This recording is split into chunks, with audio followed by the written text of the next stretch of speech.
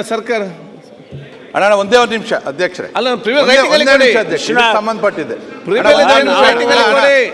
Sir, ಒಂದೇ ನಿಮಿಷ. ಈಗ ಇದಕ್ಕೆ ಮುಂದುವರಿದ ಭಾಗವಾಗಿ ಕಳೆದ ಸರಿ ನಾನು ಒಬ್ಬ ಅಡ್ವೊಕೇಟ್ ಈ ಥರ ಎಲ್ಲ ಮಾಡ್ತಾವ್ರೆ ಅಂತೇಳಿ ನಾನು ಅಸೆಂಬ್ಲಿಯಲ್ಲಿ ಮಾತಾಡಿದೆ ಅಧ್ಯಕ್ಷರೇ, ಜಗದೀಶ್ ಅಂತೇಳಿ. ಅವನು ಅದ್ರ ಬಗ್ಗೆ ನಾನಿಲ್ಲಿ ಮಾತಾಡಿರೋದು ನನ್ನ ಹಕ್ಕು, ಒಂದು ಹಕ್ಕು ನಾನು ಅಸೆಂಬ್ಲಿಯಲ್ಲಿ ಮಾತಾಡಿದ್ದೀನಿ. ಅದಾದಮೇಲೆ ನೆಕ್ಸ್ಟ್ ಹೇಳ್ತಾನೆ, ಅಸೆಂಬ್ಲಿಯಲ್ಲಿ ಒಬ್ಬ ಅಯೋಗ್ಯ ಮಾತಾಡೋನೆ, ನಾನು ಮುಖ್ಯಮಂತ್ರಿ ಆಗೋದಕ್ಕೆ ಏನೇನು ಬೇಕೋ ಅಲ್ಲೆಲ್ಲ ಮಾಡಿ ನನ್ನ ಹೆಸರು ಅಲ್ಲೆಲ್ಲ ಓಡ್ತು, ಮುಂದೆ ಮುಖ್ಯಮಂತ್ರಿ ಆಗಿ ಬರೋದಕ್ಕೆ ಅವ್ನು ಮಾತಾಡೋನೆ ಅಂತೇಳಿ ಒಂದು ಮಾತಾಡೋನೆ. ಧರ್ಮಸ್ಥಳಕ್ಕೆ ನಾವು ಹೋಗಿ ಬಂದ್ವಿ ಅಧ್ಯಕ್ಷರೇ, ಯಾವುದೋ ನಾವು ಪಕ್ಷದ ಜೈಕಾರ ಹಾಕಿಲ್ಲ, ಪಕ್ಷದ ಪರವಾಗಿಲ್ಲ, ನಾವೆಲ್ಲ ಕೂಡ ಭಕ್ತರಾಗಿ ಹೋಗಿ ಬಂದಿದ್ದೀವಿ, ತಾವು ಹೋಗ್ತೀರಿ, ನಮ್ಮದೇನು ಅದರಲ್ಲಿ ಯಾವತ್ತೂ ನಾವು ಅದರಲ್ಲಿ ರಾಜಕೀಯ ಮಾಡಿಲ್ಲ ಆ ಕಡೆ ಹೇಳ್ದಂಗೆ. ಅದಾದಮೇಲೆ 100 ಕೋಟಿ ರೂಪಾಯಿ ಧರ್ಮಸ್ಥಳದ ವೀರೇಂದ್ರ ಹೆಗ್ಗಡೆ ಹತ್ರ ಬ್ಲ್ಯಾಕ್ ಮನಿ ಇಟ್ಟವನೆ ಅಂತೇಳಿ ಓಪನ್ನಾಗಿ ಹೇಳ್ದ. ಅದು ಹೋಗಲಿ, ನೆನ್ನೆ ಅಲ್ಲೆಲ್ಲೋ ಬ್ರಿಡ್ಜ್ ಮೇಲೆ ನಿಂತ್ಕೊಂಡು ಅಳಾಳ್ಸಂದ್ರದ್ದು ಯಾವುದೋ ಒಂದು ಜಾಗ ತೋರಿಸ್ಬಿಟ್ಟು, ಈ ಜಾಗ ಧರ್ಮಸ್ಥಳದವ್ರದ್ದು ವೀರೇಂದ್ರ ಹೆಗ್ಗಡೆ ಅವ್ರ ಫ್ಯಾಮಿಲಿದು, ಇವನು ಡಿನೋಟಿಫಿಕೇಷನ್ ಮಾಡಿಬಿಟ್ಟು ಬೇರೆಯವ್ರಿಗೆ ಮಾರಿಸವನೆ ಅಂತೇಳಿ ಮಾಡೋನು. ದಿನ ಅದಾಗ್ತಾ ಇದೆ.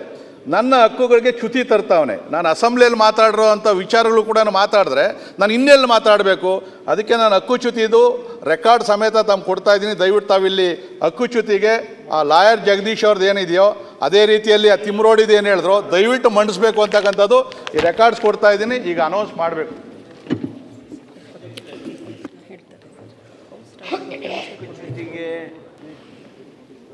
ಮಾನ್ಯ ವಿಶ್ವನಾಥ್ರವರು ಮೂವ್ ಮಾಡೋದ್ರ ಬಗ್ಗೆ ಪ್ರಸ್ತಾಪ ಮಾಡಿದರು. ಅವರ ಹಕ್ಕದು. ಸದನದಲ್ಲಿ ನಮಗಿರ್ತಕ್ಕಂಥ ದೊಡ್ಡ ಹಕ್ಕಂದ್ರೆ ಪ್ರಿವಿಲೇಜ್ ಮೋಷನ್. ಅದಕ್ಕೆ ನಿಯಮಾವಳಿಗಳಿವೆ. ಆ ನಿಯಮಾವಳಿಗಳಂತೆ ಅವರು ನೋಟಿಸ್ ಕೊಡಲಿ.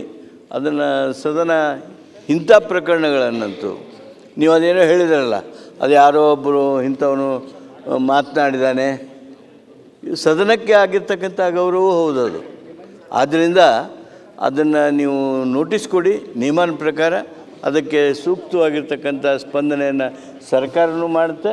ಮಾನ್ಯ ಸಭಾಧ್ಯಕ್ಷರು ಅಂಥ ನೋಟಿಸ್ಗಳನ್ನು ಒಪ್ಪಬೇಕು ಅಂತೇಳಿ ನಾನು ನಿಮ್ಮಲ್ಲಿ ಕೋರ್ತೇನೆ.